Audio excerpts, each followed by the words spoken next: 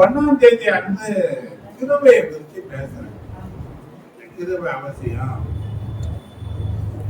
இந்த கிருபையை நாம் பெற்றுக்கொள்ளக்கூடிய வழி என்ன?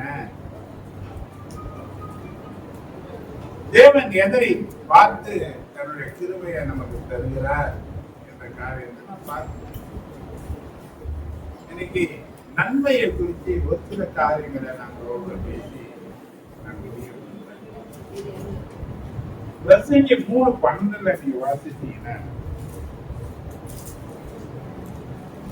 மகிழ்ச்சியா இருப்பதும் உயிரோடு இருக்கையில் நன்மை செய்வதுமே அல்லாமல் வேறொரு நன்மையும் மனுஷனுக்கு இல்லை என்று. நன்மை செய்வதே அல்லாமல் வேறொரு நன்மை மனுஷனுக்கு இல்லவே இல்லை. நாம உயிரோடு இருக்கிற நாளெல்லாம் நன்மையை செய்ய வேண்டும் என்று சொல்லி தேவன் விரும்புகிறார். அததான் தேவன் வாக்கா கொடுத்திருக்கிறார். நன்மையும் கிருபையும் நம்மை தொடரும். அல்லேலூயா, அல்லேலூயா. ஆனா நம்ம வாழக்கூடிய இந்த உலகத்திற்கு எனக்கு தெரியாது, நன்மை செய்ய தெரியாது. இந்த உலகத்தில் தேவன் நம்மை அதனால்தான் பிரித்து எடுத்து வச்சிருக்கிறார். கர்த்தரை தொழுது கொள்கிற மக்களாக தேவன் நம்மை இந்த உலகத்தில் தேர்ந்து வைத்திருக்கிறார். அல்லேலூயா. ஆண்டவர் சொல்றாரு அப்போஸ்தலர் 10:38 பாத்தீங்கன்னா, நசரேயனாகிய இயேசுவை தேவன் பரிசுத்த ஆவியினாலும் வல்லமையினால் அபிஷேகம் பண்ணினார். தேவன் அவருடனே கூட இருந்தபடியினாலே அவர் நன்மை செய்கிறவராயும் வல்லமையில் அகப்பட்ட யாவரையும் குணமாக்குகிறவராயும் சுற்றித்திரிந்தார். அல்லேலூயா. வேதத்தின் எந்த பகுதியில பார்த்தாலும் இயேசு தீமை செய்ததே. தீமை செய்தவங்களுக்கும் இயேசு நன்மையை தான் செய்தார்.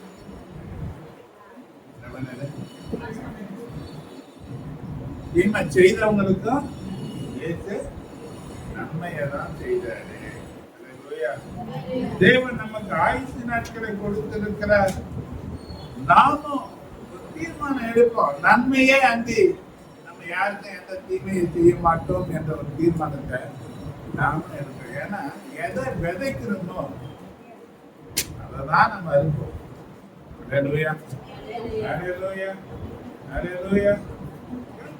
நன்மையும் தீமையை தொடரணும். ஆண்டவர் சொன்னாங்க, தீமைக்கு தீமையை சரி கட்டாத. அதுக்கு பதிலாக என்ன பண்ணிட்டு நன்மைய சரி கட்டு. ரட்சிக்கப்பட்ட மனுஷனுக்கு அவனுடைய சுபாவமே என்னவா இருக்குன்னா, தீமைக்கு தீமை செய்வதல்ல, தீமைக்கு பதிலாக நன்மை செய்கிறார். நீங்க ஒரு காரியத்தை நீங்க பார்க்கலாம். என்ன காரியம்னா, இந்த அப்போஸ்தலர் 16வது அதிகாரத்துல 20வது வசனத்திலிருந்து வாசித்தீங்கன்னா,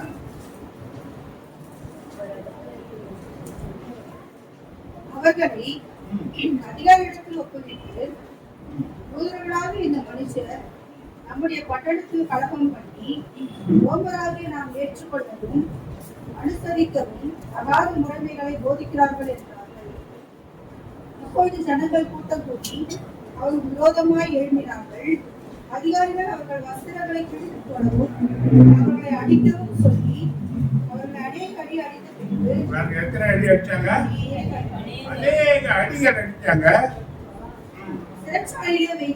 சிறைச்சாலையில வைத்து அவர்களை பத்திரமாய் காக்கும்படி சிறைச்சாலைக்காரனுக்கு கட்டளையிட்டார். சிறைச்சாலை தலைவனுக்கு கட்டளை கொடுத்தாங்க. அவன் இப்படிப்பட்ட கட்டளையை பெற்று அவர்களை உட்காவல் அறையில அடைத்து உட்காவல் அறையில வச்சா அவர்கள் கால்களை தொழுமரத்தில் மாட்டி மரத்துல வைத்தார். மாட்டி தொங்க விட்டா. நடுராத்திரியிலே ம். பவுலும் சீலாவும் ஜெபம் பண்ணி பவுலும் சீலாவும் ஜெபம் பண்ணி தேவனை துதித்து பாடினார்கள். தேவனை துதித்து பாடினாங்க. காவலில் வைக்கப்பட்டவர்கள் அதை கேட்டுக் கொண்டிருந்தார்கள். காவலில் வைக்கப்பட்டவங்க அதை கேட்டுக்கொண்டிருந்தாங்க. சடுதியிலே சடுதியில சிறைச்சாலையின் அஸ்திபாரங்கள் அசையும்படியாக அத்திவாரம் அந்த தேசத்தை அசைக்கிற சிறைச்சாலையை மொத்தம் அசைத்தார் ஆண்டவர். சிறைச்சாலையின் அத்திவாரம் அசைந்தது. பூமி மிகவும் அதிர்ந்தது. பூமி அதிர்ந்தது. உடனே கதவுகள் எல்லாம் திறவுண்டது. எல்லா கதவுகளும் திறந்து எல்லாருடைய கட்டுகளும் கழன்று போயிற்று. எல்லா கட்டுகளும் கயந்து போச்சு. சிறைச்சாலைக்காரர் நித்திரை தெரிந்து சிறைச்சாலை தலைவர் நித்திரை தெரிந்து சிறைச்சாலையின் கதவுகள் திறந்திருக்கிறதை கண்டு சிறைச்சாலையின் கதவுகள் திறந்திருக்கிறதை கண்டு கட்டுண்டவர்கள் ஓடி போனார்கள் என்று எண்ணி கட்டுண்டவர்கள் ஓடி போனார்கள் என்று எண்ணி பட்டயத்தை உருவி பட்டயத்தை உருவி தன்னை கொலை செய்து கொள்ள போனான். தன்னை கொலை செய்து கொள்ள போனான். யோசிச்சு பாருங்க, இப்ப யார் கொலை செய்து கொள்ள போனது? ஒரு சத்தம் வருது. பாத்தீங்களா? பவுல் மிகுந்த சத்தமிட்டு பவுல் மிகுந்த சத்தமிட்டு நீ உனக்கு கெடுதி ஒன்றும் செய்து கொள்ளாதே. நீ உனக்கு கெடுதி ஒன்றும் செய்து கொள்ளாதே. நாங்கள் எல்லாரும் இங்கேதான் இருக்கிறோம் என்றான். ஏனீங்க அந்த சிறைச்சாலை தலைவன் ஏன் ரட்சிக்கப்பட்டான் தெரியுமா?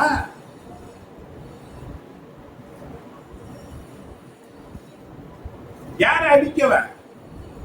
ரத்தம் சொட்ட சொட்ட சொட்ட சொட்ட அடிச்சு கதற கதற அடிச்சு தொங்க விட்டவன் தன்னை தற்கொலை பண்ணிட்டு போறான். தப்பித்து ஓட வேண்டியவன் சத்தமா கூப்பிடுறான், அப்பா கெடுதி ஒண்ணு பண்ணிக்காத, நாங்க எங்கதாக்குறோம். ஏன்னா அவன் தன்னை தற்கொலை பண்ணிக்கிறான்னா அந்த நாட்டை அடுத்து அவன் கொண்டுடுவான். இந்த காலத்துல எப்படி ஒரு அட்லீஸ்ட் தப்பிச்சு போனா போலீஸ்காரங்க சஸ்பெண்ட் ஆயிடுறாங்களா? இன்னைக்கு சஸ்பெண்டோட போகுது அந்த நாட்டை தலையை முடியும்.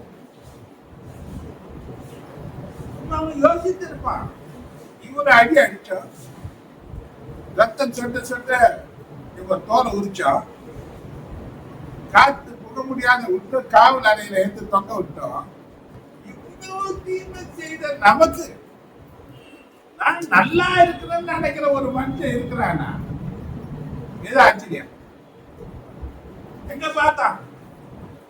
யாருக்குள்ள பார்த்தான்? இப்படியாப்பட்ட தேவனை ஏற்றுக்கொண்ட மனுஷன் நீ பெற்றுக்கொண்டது ரட்சிப்பை நானும் பெற்றுக் கொள்வதற்கு என்ன செய்யணும் கேட்ட. ஏன் நீ நிறைய பேர் ரட்சிக்கப்படலைன்னா நம்ம கிட்ட அப்படியே மாற்றத்தை யாரும் பார்க்கல. நம்ம கிட்ட என்ன இல்ல, ரட்சிக்கப்பட்டு இருக்கிறோம், ஆனா மாற்றமே கிடையாது. நமக்கு என்ன கிடையாது, மாற்றம் கிடையாது. இவன் பாருங்க, அவ்வளவு அடி உதப்பட்டாங்க, அவ்வளவு வேதனையில கர்த்தரை பாடினாங்க. கர்த்தர் ஒரு அற்புதத்தை அங்க செய்யறாரு. இப்ப அடிச்சவன் இருந்தானா செத்தானா? நாம தன்னை தப்பிச்சு கொள்ளணும் அவன் நினைக்கவே இல்லை.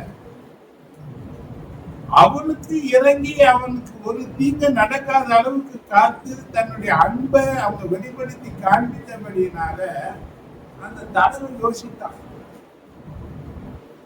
இப்படி யாரும் செய்ய மாட்டாங்களே, ஒரு காரியத்தை நான் தப்பிச்சா போதும் தான் நினைப்பாங்க. மாத்திரம் அன்னைக்கு சவுக்கிற அடியான சாதாரண அடி கிடையாது, உடம்பெல்லாம் ரணகாயமா இருக்கும். அவ்வளவு வேதனையை அனுபவிச்ச கொடுத்த நம்மள நல்லா இருக்குன்னு யார் நினைப்பான்? ரட்சிக்கப்பட்டவனுடைய குணாதிசயம் எதுங்க? தீமை செய்தவனுக்கு நன்மை செய்வது தேவனுடைய குணாதிசயமாய் இருக்கு. இது பவுல் நமக்கு முன்னுதான். நீங்க ரட்சிக்கப்பட்டு இருக்கிற நாம நமக்கு தீமை செய்தவனுக்கெல்லாம் நம்ம நன்மை செய்யக்கூடிய நிலையில நம்ம எந்திருக்கோம்னா ஏதாரமான ஜனங்கள் என்ன பண்ணிருப்பாங்க, எப்பவோ ரட்சிக்கப்பட்டு இருப்பாங்க. ஆனா நம்ம என்ன பண்ணோம்னா செய்யல. ஆனா ஆண்டவர் சொல்றாரு, நன்மை கிருபையும் என தொடரும். தாவீது நிச்சயமா சொல்றான், நீடித்த நாட்களாக நான் கர்த்தருடைய வீட்டுல நடத்திருப்பேன்னு சொல்றான். அல்லேலூயா. இன்னைக்கு ஒரு மனிதனுடைய வாழ்க்கையில ரெண்டு காரியங்கள் பின்தொடர வேண்டும். அல்லேலூயா. அல்லேலூயா. ஒண்ணு நன்மை தொடரணும், ரெண்டாவது கிருபை. இது எதுவரைக்கும் தொடரணும்னா நம்ம சாகுற வரை என்ன பண்ணணும். இப்ப ஆண்டவர் இந்த வருஷத்துல நமக்கு கொடுத்த ஒரு வாக்கு தத்துவம், இது கொஞ்சமான வாக்கு தத்துவம், குறைவான வாக்கு தத்துவம். ஒண்ணு மட்டும் தேவன் நமக்கு வைக்கிற, ஏராளமா வச்சிருக்கிறாரு. இந்த வாக்கு தத்துவம் எப்படின்னு பாத்தீங்கன்னா, ஏங்க பின்ன மாசம் மாசம் ஒண்ணு தரீங்க? கேள்வி தானே. மாசம் மாசம் ஒரு வாக்கு தத்துவம் தரீங்கிற என்னத்துக்குன்னா, தலைவலிக்கு டாக்டர் போனா 2 மாத்திரை போடுங்க சொல்ற மாதிரி அந்த நேரத்துக்கு.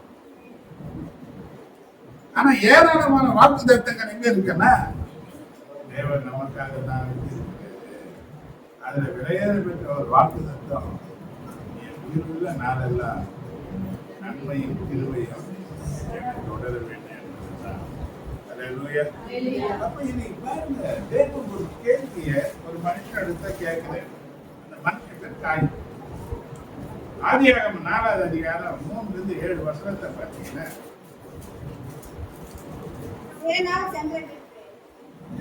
சென்ற பின்பு தாயின் நிலத்தின் கனியிலே கர்த்தருக்கு காணிக்கையாக தாயின் நிலத்தின் பலன் சிலதை கர்த்தருக்கு காணிக்கையா கொண்டு வந்தான்.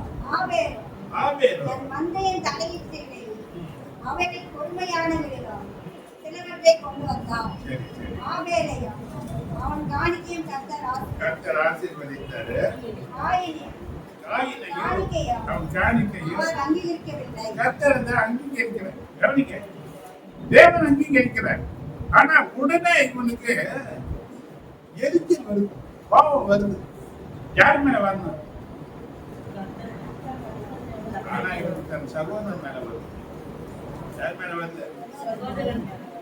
இப்ப பாக்குற உனக்கே எரிச்சல் வருது, முகநாடி ஏன் மாறி போச்சு அப்படின்னு சொல்லிட்டு ஒரு கேள்வியை கொண்டு வைக்கிறேன். நீ நன்மை செய்தால் உனக்கு மேன்மை இல்லையோ? நன்மை செய்யாதிருந்தால் பாவம் வாசற்படியிலே படுத்திருக்குமே. பாவம் எங்க படுத்திருக்காங்க? பாவம் எந்த மனுஷனுக்கு அவமானத்தை கொடுக்கணும், பாவம் எந்த மனுஷனுக்கு இகழ்ச்சி பாவம். அப்ப வாசற்படியில இருந்தா உள்ள வந்தாலும் அவமானம், வீட்டுல இருந்து வெளியே போனாலும் அவமானம். ஏன் பாவம் எங்க இருக்க? நிறைய பேர் வீட்டுல என்ன இருக்க? ஏன் போராட்டம், ஏன் பிரச்சனை, ஏன் சமாதானமற்ற நிலை, ஏன் செய்ததெல்லாம் குப்பைக்கு போகுது? என்ன காரணம் பார்த்தீங்கன்னா, ஏன் இந்த நிகழ்ச்சி நிந்த ஏன் தேவைப்பட்ட பிரச்சனைகள் இருக்குன்னா, வேதம் காண்பிக்கிறது பாவம் வாசற்படியில எங்க இருக்கு. அப்ப அந்த பாவம் வாசற்படியில இருக்கிற பாவம் புரட்டி தள்ளப்படுவதற்கு ஒரே வழிதான் இருக்கு, அது நீ நன்மை செய்வது. என்ன பண்ணணும்? பசங்க அங்க பேசினது கூடாது. 2 பேரும் அப்புறம் படுத்துங்க.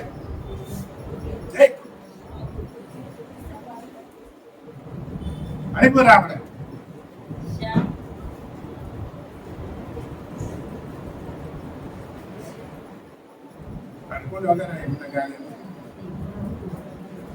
Hallelujah. Hallelujah. Hallelujah.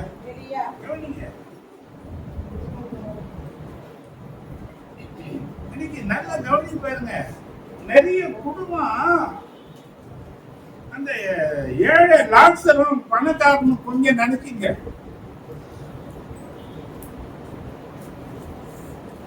பணக்காரன் என்ன பண்ண தெரியுமா?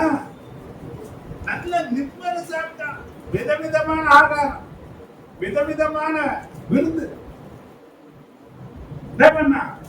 ஒவ்வொரு நாளும் விதவிதமா சாப்பிட்டு அவன் நல்லா அனுபவிச்சான்.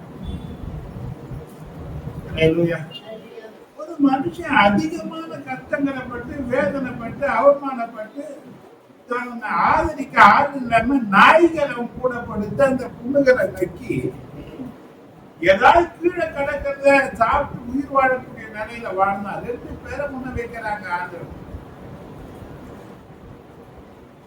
பாருங்க, 2 பேரும் மறித்தாருங்களாம். ஒருத்தனை அடக்கம் பண்ணதுக்கு ஆள் இல்லை. வேணும் சொன்னது தேவ தூதர்கள் அவனை கொண்டு போய் ஆபிரகாம் மடியில விட்டாங்க. இந்த பணக்காரனை அடக்கம் பண்றதுக்கு ஏராளமான ஜனங்கள், நல்ல கல்லறை இல்லையா? எங்க அடக்கம் பண்ணாலும் இன்னைக்கு சம்பிரதாயமா வீட்லயே உட்காந்து சாப்பிட்ட ஒரு மனுஷன் என்ன பண்ணனா, நான் வாசலை திறந்து அவனை தூக்கி கொண்டு போகக்கூடிய நிலை வந்துச்சுன்னா அவன் சேர்த்ததும் அவன் சம்பாதித்ததும் யாருடையதாகும் என்று சொல்லி ஆண்டவர் கேட்குது. நம்ம உயிரோடு இருக்கிற நாட்கள்ல என்ன பண்ண, சாப்பிட்டு தப்பு கிடையாது, நல்ல அனுபவி தப்பு கிடையாது. ஆனா நன்மை செய்ய தக்கவர்களுக்கு செய்யாமல் இருக்கிற ஒரு காரியம் பாவம் என்று சொல்லப்பட்டிருக்கு. எவ்வளவு பேர் இருக்கிறாங்க, சில பேரை பாருங்க, நாங்க விசாரிப்பு சில பேர் பார்த்தீங்கன்னா சாப்பிடவே இல்லை, சில பேர் பார்த்தீங்கன்னா டீ குடிக்காம குடிக்கவே இல்லை. ஏன் காரணம் நல்லா நம்ம கண்டுபிடிச்சிட்டு இருக்க முடியாது. அப்பேற்பட்ட நிலையில இருக்கிற ஏதாவது ஒரு ஜனங்களுக்கு நம்மளால முடிஞ்ச ஒரு சின்ன உதவி, ஒரு பெரிய உதவி நான் சொல்லல, சின்ன சின்ன உதவிகளையும் கூட நம்ம என்ன பண்ணணும், மற்றவங்களுக்கு செய்யணும். அந்த ஒரு சின்ன உதவி நீ பரலோகத்துல சேர்க்கக்கூடிய செல்வத்திற்கு, தேவனை சந்தோஷப்படுத்துவதற்கு அது ஒரு காரியமாக அமையும். அல்லேலூயா, அல்லேலூயா. உயிரோடு இருக்கிற நாளெல்லாம் நம்ம சாப்பிட்டு மகிழ்வதை அல்ல, நம்மளை உண்டாக்கிற தேவனுக்கு பிரியமாய் வாழ்வதை குறித்து மனுஷர்கள் சிந்தித்து பார்க்க கடமை உள்ளவர்களாக இருக்கிறாங்க. இப்ப எப்படி வாழ்ந்தேன் நானு, என்னுடைய வாழ்க்கையில் ஓட்ட ஒரு நாள் ஓட்டி பிடிக்க போறேன், என்ன செய்த?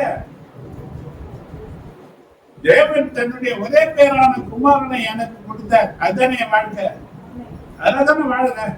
எப்படியோ போன ஒரு வாழ்க்கை, நாசமாக போக வேண்டிய ஒரு வாழ்க்கை இன்னைக்கு நறுமணம் நிறைந்ததாக, 4 பேர் மத்தியில வரவேற்கப்படத்தக்கதாக இன்னைக்கு வாழ்க்கை இருக்குமானா அதற்கு காரணம் எனக்காக கொடுக்கப்பட்ட இயேசு தானே. அப்ப அப்படிப்பட்ட நன்மையை தேவன் எனக்கு கொடுத்திருப்பாரானா இந்த பூமியில வாழக்கூடிய நாட்கள் எனக்கு அது எத்தனை 100, 80, 90, 70 தெரியாது. ஆனா எவ்வளவு செய்திருக்கிறேன், என்ன செய்திருக்கிறேன், நான் யாரு செய்திருக்கிறேன்? நீ பெரிய பெரிய விருந்து அனுபவி, சந்தோஷமா. பணம் இருக்குது, ஆனா ஒண்ணும் இல்லாத ஜனங்களை நம்ம நினைக்க வேண்டியது இருக்கு. என்ன பண்ண இந்த பணக்கார பெரிய பாவம் செய்த மாதிரி ஒண்ணும் சொல்லப்படல. இவன் டெய்லி சாப்பிட்டான், நல்ல ராஜாமரம் ராஜாக்கள் போடுகிற ட்ரெஸ் போட்டான், விலையேற பெற்ற ட்ரெஸ், ஏராளமான பணக்காரங்க வந்தாங்க. ஆனா நான் வீட்டு வாசல்ல இருக்கிற ஏழை அவன் நினைக்காம ஏன்னு நினைக்கிறேன். இவன் நம்ம வீட்டு வாசல்ல, நம்ம வீட்டுக்கு முன்னால ஏராளமான ஜனங்கள் இருக்கிறாங்க, தேவைகள் உள்ளவங்க.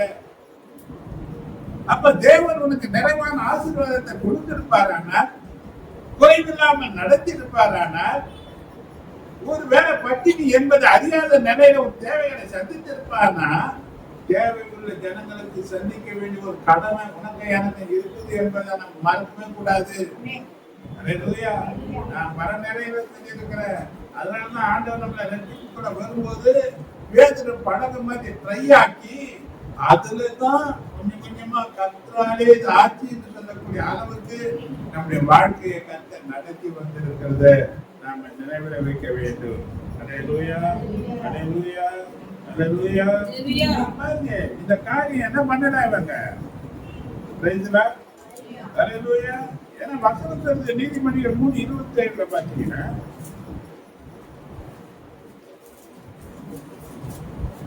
நன்மை செய்யும்படி திராணி இருக்கும்போது செய்யத்தக்கவர்களுக்கு செய்யாமல் இராதே. யாருக்கு செய்யணுங்க?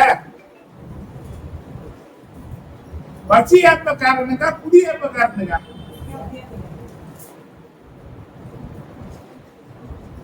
குடியேற்பக்காரனுக்கு நீ லெக்கிஸா வச்சா கூட என்ன பண்ண மாட்டான். நம்ம ஆளுக்கு வேண்டி வேண்டி வேண்டி வேண்டி யாருக்கு கொடுப்பாங்க தெரியுமா? இப்பதான் சாப்பிட்டு வந்தானுவான், கைய வேற காட்டுவான், மூந்து பாரு. ஆனா அவங்ககிட்ட போய் சாப்பிடு சாப்பிடு சாப்பிடு சாப்பிடு சாப்பிடு சாப்பிட்டு எங்க தந்துவாங்க. அவன் போட்டுக்குள்ள இறங்க முடியல.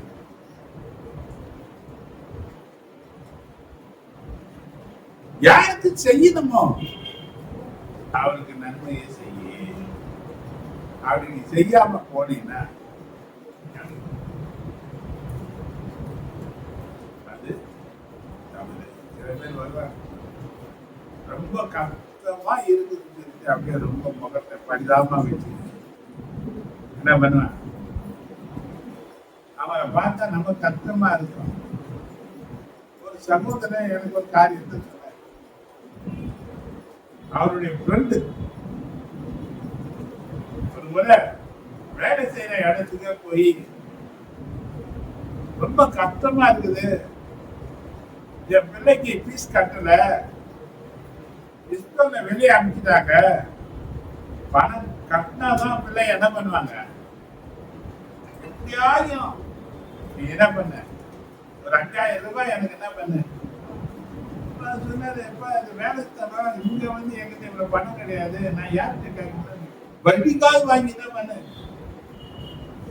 எனக்கு கொடுத்துருந்தாரு. அவரு யாருக்கோ போய் கேட்டாரு, வாங்கி வந்து கொடுத்தாரு. என்ன பண்ணாராம், கொடுத்தாரு. அவரும் சந்தோஷமா வாங்கிட்டு போயிட்டாரு. ஒரு 2-3 நாள் கழிச்சு இந்த சகோதரன் அவர் வீட்டுக்காக போக வேண்டிய ஒரு வேலை வந்தது. அந்த பக்கம் போனாரு. அவருடைய மனைவியை பார்த்தாரு. அவர்கிட்ட கேட்டாரு, தங்கச்சி ஏமா இவ்வளவு கஷ்டம், முதலே சொல்லியிருந்தா நான் ஏதாவது உதவி பண்ணிருப்பேனே அப்படின்னு கேட்கும்போது அந்த திட்டத்தை நல்லா என்ன சொல்றீங்க நீங்க, எனக்கு ஒன்றும் புரியல, நீங்க சொல்றது எனக்கு ஒன்றும் தெரியல. பிள்ளைக்கு ஃபீஸ் கூட கட்ட முடியாம அப்படி என்னமா கஷ்டம் இருக்குன்னு கேட்டாரு. அவர்தான் அது போன மாசமே கட்டியாச்சேன். அப்ப இவர் எதுக்கு வாங்கினாரு, ஏன் வாங்கினாருன்னா போய் சரி எதுக்கு வாங்கினாருன்னா தண்ணி அடிக்குது. எங்க போய் செலவழிச்சாரு, எது சாபம். அதனால்தான் வேதம் சொல்லுது, செய்யத்தக்கவர்களுக்கு செய்யாமல் இருக்காதே. அது அர்த்திக்க உண்மையாதான் கேட்கிறானா, இது உண்மைதானா, இல்லைன்னா நடிச்சு நாடகம் ஆடி தவறான வழியில போறானா என்பதெல்லாம் தேவ பிள்ளைகள் அறியணும். ஏன்னா ஒவ்வொரு தாசம் நமக்கு தேவனால கொடுக்கப்பட்டது. அல்லேலூயா, அல்லேலூயா. நம்ம என்ன பண்ணணும், அல்லேலூயா. நல்லா கவனிச்சு பாருங்க. இந்த கதை நமக்கு அடிக்கடி நமக்கு தெரியும்.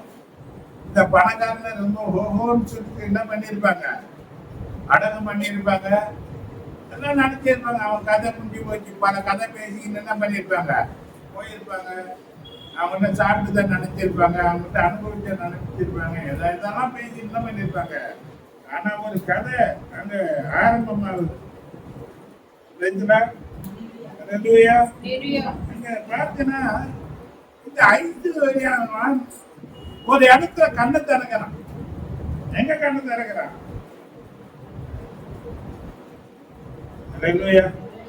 நம்ம கண்ணு திறந்து பாக்குறான். இப்ப பாதாளத்துல இருக்கிறான். பாதாளத்திலிருந்து கண்களை ஏறெடுத்து பாக்குறான். தான் வீட்டுல பிச்சை எடுத்துட்டு இருந்த, வீட்டு வாசல்ல படுத்து இருந்த அந்த ஏழை ஆபிரகாம் மடியில இருக்கிறத பாக்குறேன். எங்க இருக்கிறான், நல்லா கவனித்து பாருங்க. இந்த பணக்காரன் நினைச்சே பார்த்துருக்க மாட்டான். பூமியில அப்படி வாழ்ந்தாங்க. ஏராளமான ஜனங்கள் அவங்கள்ட்ட சாப்பிட்டாங்க. இப்போ நிலை பார்த்தீங்கன்னா கொடுக்கிற இடத்துல அவன் இல்ல, வாங்குற இடத்துக்கு வந்துட்டான். வாங்கக்கூடிய இடத்துல இருந்த அந்த லாசரு கொடுக்கிற இடத்துக்கு வந்துட்டான். இப்ப சொல்றான் பணக்காரன், என் தகப்பனே ஆபிரகாமே, நான் ரொம்ப வேதனைப்படுறேங்க. அந்த லாசருவை அனுப்பி அவன் சுண்டவர்களை நினைச்சு என் நாக்கு குளிர பண்ணுங்க என்று சொல்லக்கூடிய ஒரு இடத்துல என்ன பண்றான், இங்க வந்திருக்கிறான். யோசனை பண்ணி பாருங்க. சாப்பிட்டுக்கு முன்ன கொஞ்ச நேரம் வரையலாம் இப்படி ஒரு சம்பவம் தனக்கு நடக்கும் என்பதை அவன் நினைச்சு பார்த்திருப்பான். வாழ்ந்தான் பூமியில? எப்படி செத்தான் அவன்? ஆனா வாழ்க்கை அதோடு முடியல. வாழ்க்கை அதோடு கூட முடியல. இன்னொரு வாழ்க்கையை தேவன் நமக்கு காண்பிக்கிறாரு. நம்ம நித்திய காலத்துக்குரிய வாழ்க்கையை தேவன் வச்சிருக்கிறாரு. இந்த நடையில நம்ம பார்த்தோம்னா பாருங்க, இந்த இடத்துல இவருடைய காரியங்களை பார்த்தீங்கன்னா, இந்த பணக்காரன் என்ன பண்ணான்? சம்பந்தமா சாப்பிட்டான், வாழ்ந்தான், குடிச்சான், ஆடினா, போனான். இவனுக்கு ஆத்ம பாரமோ தேவனை குறித்த கருத்தனையோ ஒன்னும் இவன் வாழ்க்கையில இருந்த மாதிரி தெரியல. அல்லேலூயா. ஆனா பாதாளத்துல பார்த்தீங்கன்னா சுவிசேஷம் சொல்லக்கூடிய வாழ்க்கை வருது இவனுக்கு. எங்க வருது? பூமியில எனக்கு 5 பேர் சகோதரர் இருக்கிறாங்க. எத்தனை பேர் இருக்கிறாங்க? அந்த 5 பேரும் எங்க வரக்கூடாது? எப்ப வருது பாரு. பூமியில வாழ்ந்த போது கிடையாது, மரித்த பிறகு பாதாளத்துல வேதனைப்படக்கூடிய நிலையத்துல வந்த பிறகு இவன் என்ன தாக வந்திருக்கு? அல்லேலூயா, அல்லேலூயா. அந்த பாரம் வந்து என்ன பண்ணுச்சு? காலம் கடந்து போச்சு. வாழக்கூடிய நாள் காலகட்டங்களில நம்ம எப்படி வாழ்கிறோம் என்பது அவசியம். நன்மை செய்கிறதுக்கு ஏராளமான ஜனங்கள் இந்த பூமியில இருக்கிறாங்க.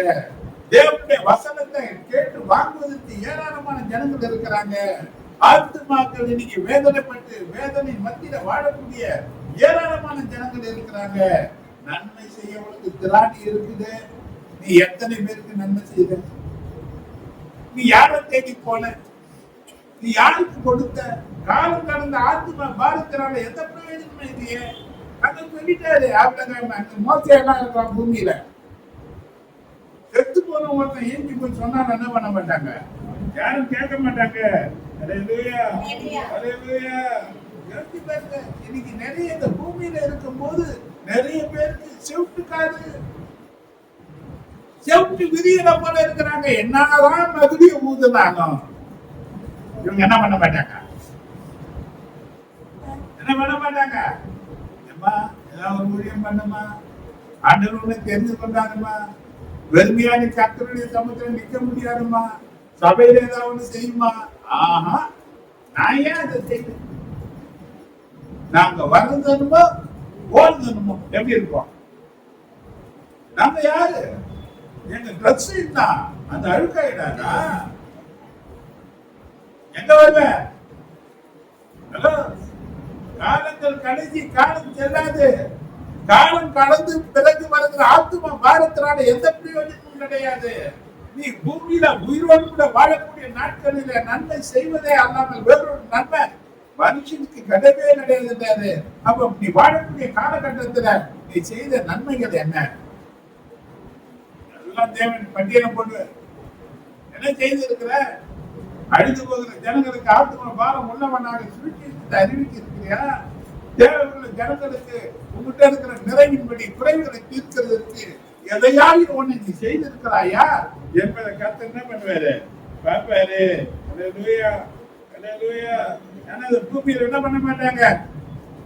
காதே கேட்காத பணக்காரங்க ஏராளமா இருக்கிறாங்க. நம்ம என்ன நினைக்கிறாங்க? கர்த்தர் நம்மளை ஆசீர்வதிச்சு இருக்கிறான்னு நினைக்கிறாங்க.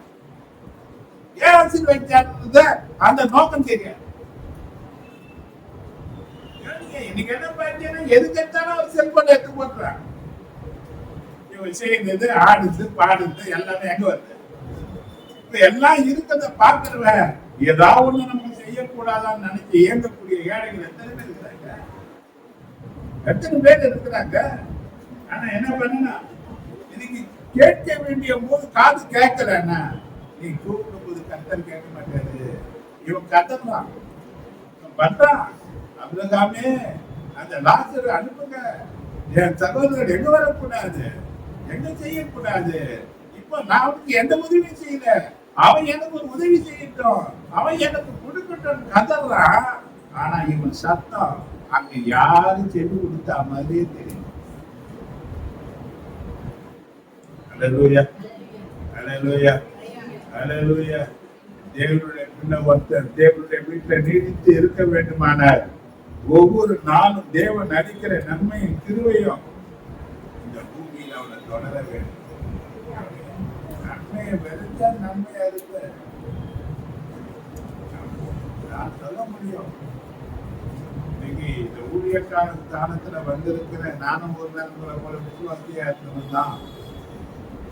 நாங்கெல்லாம் வாழ்ந்த அந்த நாட்கள் பார்த்தீங்கன்னா ஒரு சப்பாத்தி டைம்லாம் சொல்ல முடியாது, ரொம்ப கஷ்டம்.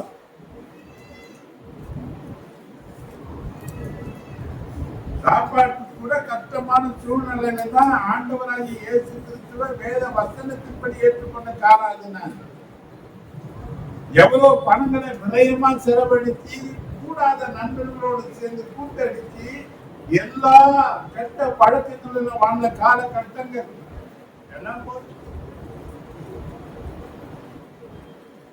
ஆண்டவரை ஏற்றுக்கொள்ளும் போது பேதரு பணக்கும் போது ட்ரை வண்ணம் கிடையாது. அன்னைக்கு ஆண்டவரை ஏற்றுக்கொண்ட அந்த நாட்களில வீட்டுல ஒரு மீட்டிங் வைக்க சொல்லுவாங்க, கட்டாயம் கம்பல்சரியா வைக்கிறாங்களா. இன்னைக்கு 1000 கதை சொல்லி நடக்கிற ஒரு மீட்டிங் வைக்கிறது, ஒரு ஊழியக்காரன் வீட்டுல கூப்பிட்டு ஜெபிக்கிறதுக்கு ஒரு வாய் திறக்க மாட்டேங்குது. என்ன பண்ணல அன்னைக்கு சொல்லுவாங்க, கட்டாயமா என்ன பண்ணி ஆக்கணும், அன்னைக்கு சாப்பாடெல்லாம் செய்து வைக்கணும். என்ன சாப்பாடுனா அன்னைக்கு இன்னைக்கு இருக்கிற மாதிரி 60 ரூபாய் 70 ரூபாய்க்கு எல்லாம் கிடையாது, ரேஷன் அரிசி. அதுல குறைஞ்ச வருமானத்துல ஊழியக்காரனுக்கும் சபை விசுவாசிகளுக்கும் செய்து ஒரு கூட்டத்தை முடிச்சு கையில இருந்த காசை காணிக்கையா கொடுத்து ஒன்றும் இல்லாத அந்த வெறுமையில தான் நாங்க வாழ்ந்த நாட்கள். அன்னைக்கு விதைச்சோம், இன்னைக்கு கர்த்தர் அறுக்க கர்த்தர் கிருபை தந்திருக்கிறார். இன்னைக்கு அறியாத ஜனங்களும் கூப்பிட்டு கொடுக்கக்கூடிய அளவுக்கு கர்த்தர் ஒரு பெரிய வாசல களஞ்சியத்தை இன்னைக்கு திறந்து வச்சிருக்கிறார். அல்லேலூயா. இன்னைக்கு நீ என்ன செய்யறியோ அதுதான் நாளைக்கு நீ அனுபவிக்க வேண்டிய ஒரு காரியம் என்பதை மறக்கவே மறக்காத. நீ என்ன புலம்பி செய்தாலும் ஆண்டவர் கேட்பார், உன் கையில கொடுத்தது நீ என்ன செய்த. சொல்லிட்டாரு, நன்மை செய்வதே அல்லாமல் வேறொரு நன்மை உனக்கு கிடையவே கிடையாது. அப்ப நன்மை எப்ப செய்யறது? செத்த பிறகா? செத்த பிறகு என்ன பண்ண முடியும்? அப்ப உயிரோடு இருக்கிற நாள்ல நான் என்ன செய்திருக்கிறேன் கொஞ்சம் யோசிங்க. இந்த பூமியில வாழ்ந்த நாட்கள்ல நன்மை செய்கிறவராகவே இயேசு சுற்றி திரிந்தார். நன்மையை பெற்றுக் கொண்டவங்கன்னா அவர் கொடுத்த பரிசு தான் சிலுவை. கன்னத்துல அடிச்சாங்க, சாட்டையில அடிச்சாங்க. அடிக்கடி சொல்லுவாங்க, கனி கொடுக்கிற மரத்துக்கு தான் கல்லடி. அது எவ்வளவு கல்லடி வாங்கினாலும் கனி கொடுக்காம இருக்கிறதே கிடையாது. ஆனா இன்னைக்கு நாம என்ன பண்றது இல்ல, என்ன செய்யுங்க. முதல் பிரசங்கம் இந்த வாரத்துல முதல் பரிசுத்த ஞாயிறுல முதல் பிரசங்கம் தீர்மானம் எடுத்துக்குவோம். தேவ சமுத்திரம் ஒப்பு கொடுப்போம். வார்த்தை சொல்லுங்கிற ஒரு காரியத்தை கவனிங்க. 9:9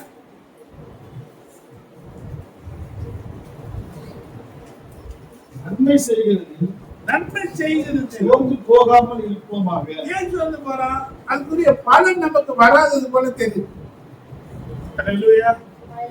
அப்படின்னா நன்மை செய்யும் போது ஒரு விதமான சோர்வு வரும் என்பதை நாம் அறிந்திருக்க வேண்டும். நம்மளுக்கு இந்த நன்மையை பெற்றவர்களே நமக்கு எதிராக மாறுறாங்க. என்ன செய்யறாங்க? இன்றைக்கு நிறைய பேர் தங்கள் பிள்ளைகளுக்கு நன்மை செய்து தோற்று போறாங்க. பெற்றோர்களை கேட்ட கதைய, என் பிள்ளைக்கு அப்படி பண்ண, என் பிள்ளை எப்படி வளர்த்த, என் பிள்ளை அது செய்த, இன்னைக்கு என் பிள்ளை என்ன செய்தா நடுத்தர விட்டான்னு கதற தாய்மார்கள் எக்கச்சக்கம். பிள்ளை பிள்ளை பிள்ளை பிள்ளை பிள்ளை பார்த்து செய்தேன், எல்லாத்தையும் அவனுக்கே வச்சுட்டேன், இப்ப அவன் நடுத்தரில் வச்சுட்டான்னு சொல்லக்கூடிய ஜனங்கள் பார்த்தீங்கன்னா பார்த்து பார்த்து வளர்ந்த என முதியோர் இல்லத்துல செய்து விட்டான். ஒரு அம்மா பார்த்தேன் கொஞ்ச கால வருஷங்களுக்கு முன்னதாக டிஎச் ஹாஸ்பிட்டல்ல போய் ஊழியத்தை பண்ணும் போது எங்க அம்மா அப்பா இருந்த காலம் உடம்பு இல்லாத நான் போய் பார்த்த காலம். அங்க போகும்போது ஒரு ஐயா பார்த்தேன், நாங்க வயசானவர். அவரை பார்த்து அவருக்கு கொஞ்சம் கையில பைசா கொடுத்து அவங்களுக்கு ஜபம் பண்ணும்போது அவருக்கு சொன்னார், அப்பா நல்லா வாழ்ந்த குடும்பம்ப்பா நாங்க, என்ன ஐயா என்ன பிரச்சனை, என்னத்துக்காக ஜபம் பண்ண? அவர் சொன்னாரு, என்ன பிரச்சனை தாங்க, என் பையன் எடுத்துட்டு வந்து என்ன பண்ணான், என்னை சேர்த்து விட்டா இந்த வரன்னு போனா 3 மாசம் ஆச்சு. என் புள்ள என்ன பண்ணல என்ன எப்படிதான் சாப்பிடுறீங்கன்னு பார்த்தீங்கன்னா, இந்த நர்ஸுங்க அவங்க சொல்ற ஏதாவது வேலையை செய்யறோம், இந்த பேஷண்ட்டுங்க ஏதாவது வாங்கிட்டு வர சொன்னா வாங்கிட்டு வரோம். அவங்க கொடுக்குற 5 ரூபாய் 2 ரூபாய் 3 ரூபாய் வச்சு இங்க கிடைக்கிற சாப்பாடை வச்சு நாங்க என்ன பண்றோம், இதை போகணும்னு சொல்லி இதை வர சொல்லி போறேன். இந்த வருகை எத்தனை பேர் எங்க சொந்த போனாங்க அல்லேலூயா. நண்பர்களுக்கு நன்மை செய்து துரோகத்தை அனுபவிச்ச எத்தனை சிநேகிதர்கள் இன்னைக்கு இந்த பூமியில இருக்கிறாங்க பார்த்தீங்கன்னா ஏராளம். அல்லேலூயா அல்லேலூயா அல்லேலூயா. காத்துங்க நீங்க புலம்புறாங்க, நன்மைக்கு காத்திருந்தேன் எனக்கு தீமை தான் வந்ததுன்னு சொல்லி புலம்புற ஏராளமான இடங்கள் இன்னைக்கு இருக்கக்கூடிய இந்த காலகட்டத்துல ஆண்டவர் சொல்றாரு, நன்மை செய்வதிலே நீங்கள் சோர்ந்து போகாதீர்கள். கலாத்தியர் 6:10 நம்ம பார்க்கிறோம். ஆகையால் நமக்கு கிடைக்கும் சமயத்திற்கு தக்கதாக யாவருக்கும் விசேஷமாக விசுவாச குடும்பத்தார்களுக்கும், அது அண்டர்லைன் பண்ணீங்க, யாருங்க? விசுவாச குடும்பத்தாருக்கு நன்மை செய்ய கடவுள். யாரு செய்யணும்? ஆண்டவர் சொன்னார், ஏழைகள் இல்லாம போறதே.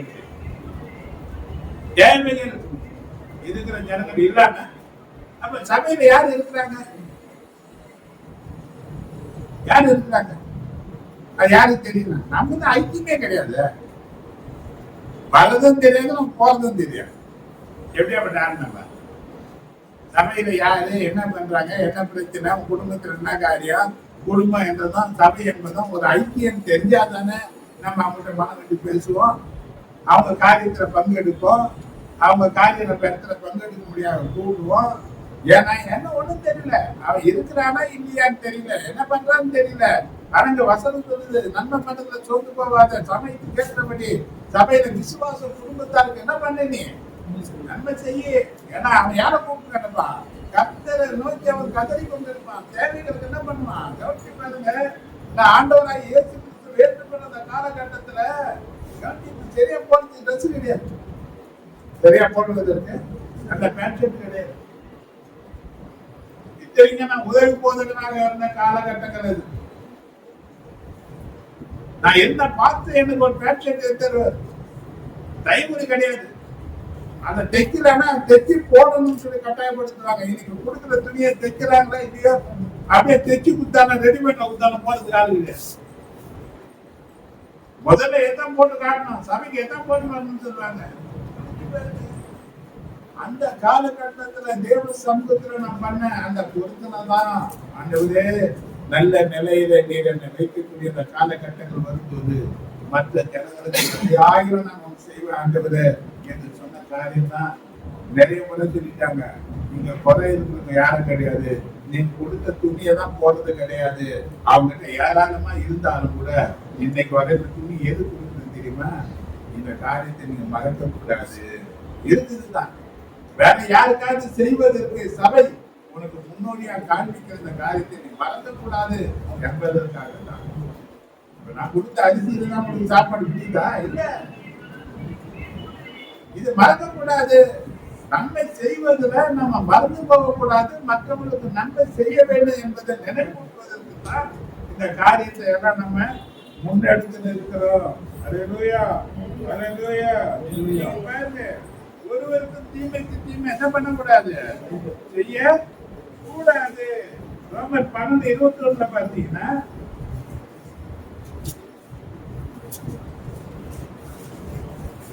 தீமையினால் வெல்லப்படாமல் தீமையை நன்மையினாலே வெல்லு, தீமையை நன்மையினாலே வெல்லு என்று சொல்லி ஒரு அழகான வசனத்தை பவுல் மூலமாக கர்த்தர் கொடுத்தார். ஏன்னா ஆதியாகமம் 50:20 சொல்லப்பட்டிருக்கு, நீங்கள் எனக்கு தீமை செய்ய நினைத்தீர்கள், தேவனும் இப்பொழுது நடந்து வருகிறபடியே ஜனங்களை உயிரோடு காக்கும்படிக்கு எனக்கு தீமை செய்த சகோதரர்களையும் பராமரிக்கக்கூடிய ஒரு நல்ல மனசை யோசித்து ஏன் அவனை ஆசீர்வதிச்சார் ஆண்டவர்? ஏன் அந்த அளவுக்கு அவனை உயர்த்தினாரு? அவன் அழிக்க நினைக்கிறவங்களை ஆசீர்வதிக்க நினைச்சான். ஏன்னா அது தேவனுடைய சாயம். எது தேவனுடைய சாயம்? தேவனுடைய குணாதிசயங்கள் அது ஒண்ணு. நன்றி அற்றவர்களுக்கும் துரோகிகளுக்கும் அவர் நன்மை செய்கிறாரே என்று எழுதப்பட்டிருக்கு.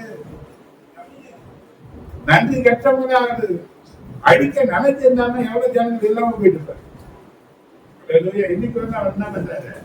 நன்மை செய்து கொண்டே இருக்கிறாரு. ஆண்டவர் நமக்கு சொல்றாரு, நன்மை செய்வோம் என்ற நிச்சயம் நமக்கு மேன்மையான ஆசீர்வாதங்களை கொண்டு வரும் என்பதை நாம மறக்கவே கூடாது. இந்த வருஷங்களை நம்ம தீர்மானம் எடுப்போம். இதற்காக முயற்சிகளை நாம் மேற்கொள்ளுவோம். அதை கர்த்தருடைய கருத்துல ஒப்பு கொடுப்போம். கர்த்தர் காரியத்தை வாய்க்கப்படுத்தியாக கேட்போம். நிச்சயமா கர்த்தர் பெரிய காரியத்தை செய்வார். இன்னொரு வசனம் பாருங்க, 1 சாமுவேல் 24:17-18.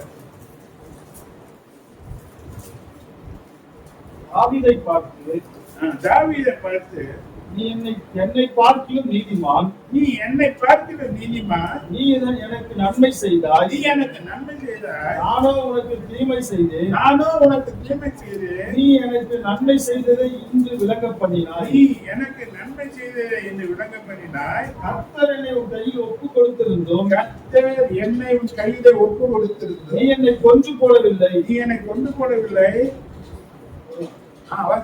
ஒருவன் தன் மாற்றானை கண்டுபிடித்தால் அவனை சுகமே போக விடுவானோ, இன்று நீ எனக்கு செய்த நன்மைக்காக கர்த்தர் உனக்கு நன்மை செய்வாராக. மாத்திரம்தான் நீ ராஜாவா இருப்பாய் என்பதை நான் அறிந்திருக்கிறேன். யார ராஜாவா? ராஜாவாக இந்த சவுட்லாம் நான் உனக்கு தீமை செய்த நீதிக்கு என்ன பண்ண அதனுடைய ப்ரமோஷன் தான். அவன் யாரா மாறினா? ராஜாவாக மாறினா. பாருங்க, இன்னொரு கேட்கிற பாருங்க, இன்னைக்கு தீமை செய்தவர்களுக்கு நன்மை செய்யக்கூடிய ஒரு சுபாவத்தை ஆண்டவருடைய கேட்கும். ஆண்டவருடைய நம்ம கேட்போம். ஏன்னா இது மனுஷிக கிரியை நாங்க சுபாவத்தினால செய்ய முடியாது. தேவ ஆவியானவர் நமக்கு உதவி செய்யணும். தேவ ஆவியானவர் நம்மளை ஆட்கொள்ளணும். அன்பின் ஆவியாக ரோமர் 5:5 சொல்லப்பட்டபடி நம்முடைய இருதயத்துல அவர் வாசம் பண்ணணும். நம்மதான் நம்ம பகைச்சவங்க, நமக்கு துரோகம் பண்ணவங்க, நமக்கு தீமை செய்தவங்களுக்கு நம்மளால நன்மை செய்ய அந்த தேவ அன்பை நாம் பெற்றுக்கொள்ள முடியும். ஏன்னா கடைசியாக முடிக்கிற எபேசியர் 2:10 பாத்தீங்கன்னா, ஏனெனில் நற்கிரியைகளை செய்வதற்கு நாம் கிறிஸ்து இயேசுவுக்குள் சிருஷ்டிக்கப்பட்டு தேவனுடைய செய்கையாய் இருக்கிறோம். தேவனுடைய செய்கையாய் என்ன கிரியைகள்? நற்கிரியைகள் என்னங்க? நல்ல காரியங்களை செய்வதற்காக கிறிஸ்து இயேசுவுக்குள்ள நம்மளை உண்டாக்குறார். நான் செய்யறது நல்லதா கெட்டதா? எதுதான் கிறிஸ்து இயேசுவுக்குள்ள நம்மளை உண்டாக்குறாரு? கடவுளை செஞ்சிருக்கிறேன்.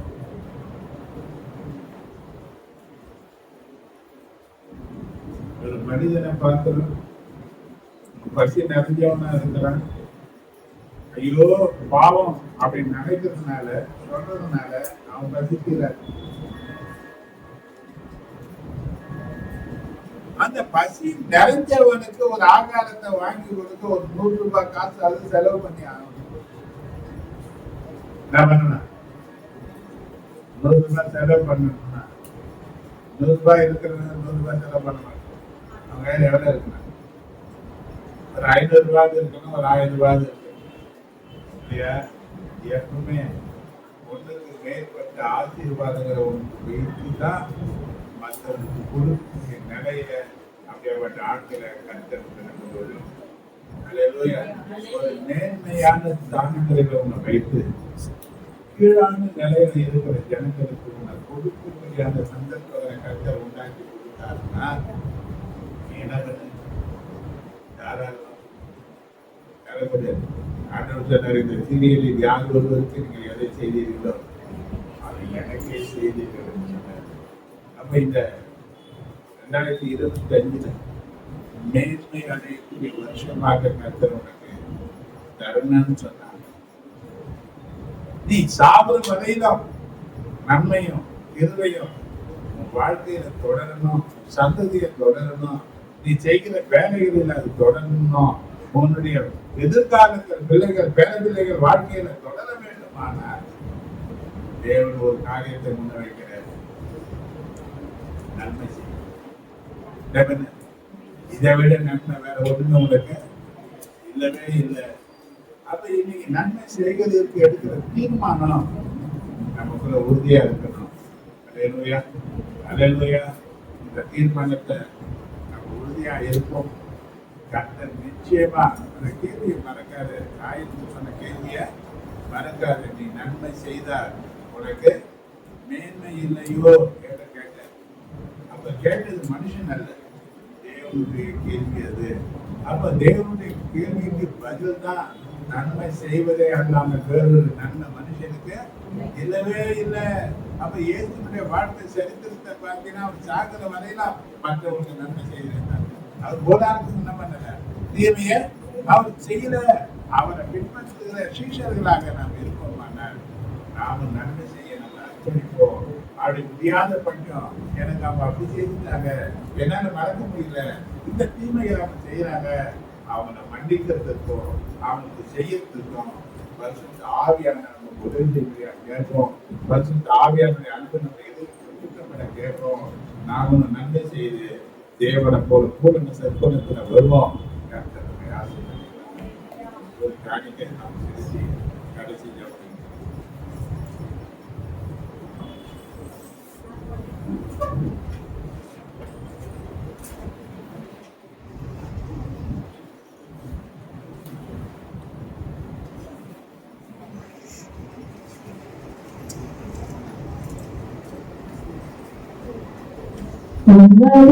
உன்னதத்துவம் உயர்ந்த தேவனே உன்னாமம் போற்றிடுவேன். மனங்களின் மேலாக உயர்ந்த இருக்கும் உன்னாமம் வாழ்த்திடுவேன். இயேசு இயேசு நாமமே போற்றுங்க பரிமள தைலமே. இயேசு இயேசு நாமமே போற்றுங்க பரிமள தைலமே. உன்னதத்தில் வீற்றிருக்கும் உயர்ந்த தேவனே உன்னாமம் போற்றிடுவேன். வானங்களின் மேலாக உயர்ந்து இருக்கும் உன்னாமம் வாழ்த்திடுவேன். இச்சிலை மரமே உமது நிழலில் வாஞ்சையாய் அமர்ந்தேன். சாரோனின் ரோஜாவே லில்லி புஷ்பமே அங்கள் மகிழ்ந்திடுவேன். இச்சிலை மரமே உமது நிழலில் வாஞ்சையாய் அமர்ந்தேன். சாரோனின் ரோஜாவே லில்லி புஷ்பமே அங்கள் மகிழ்ந்திடுவேன். அங்கள் மகிழ்ந்திடுவேன். இயேசு இயேசு நாமமே போற்றுங்க பரிமள தைலமே. இயேசு இயேசு நாமமே போற்றுங்க பரிமள தைலமே. இந்நீர் பரந்த உமது கொடிகள் அன்பின் நேசமே. ராஜ்யசத்திலும் வறுமையானவும் நேசம் நினைத்திடுவே. இந்நீர் பரந்த உமது கொடிகள் அன்பின் நேசமே.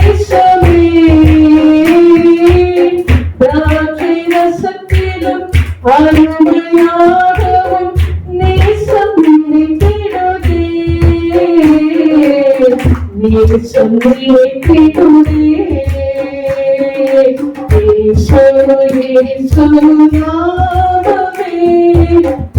சொன்ன பரிமள பரிமளே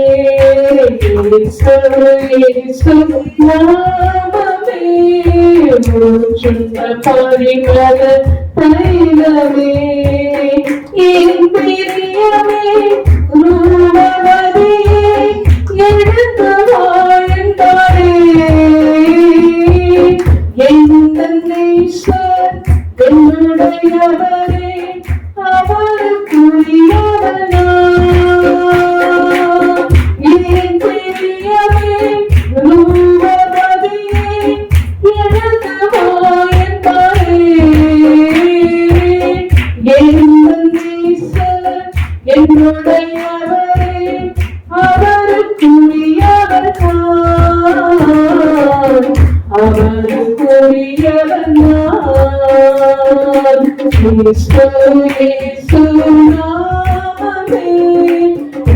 சொன்ன பரிமள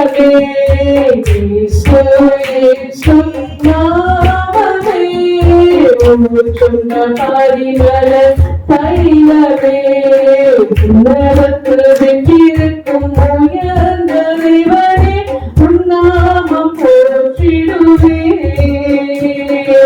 வனங்களின் மேலாக உயர்ந்து இருக்கும் உன்னாமம் வாழ்த்திடுவே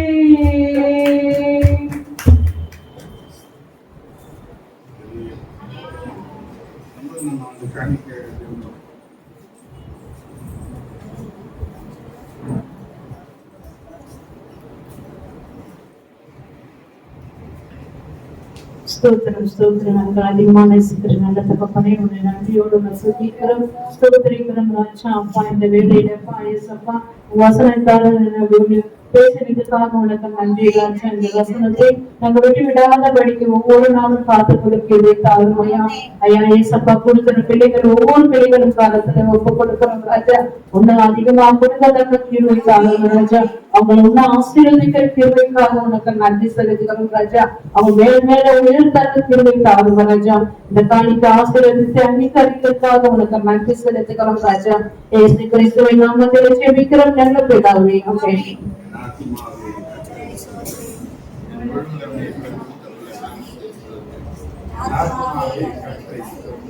கர்த்தர் செய்த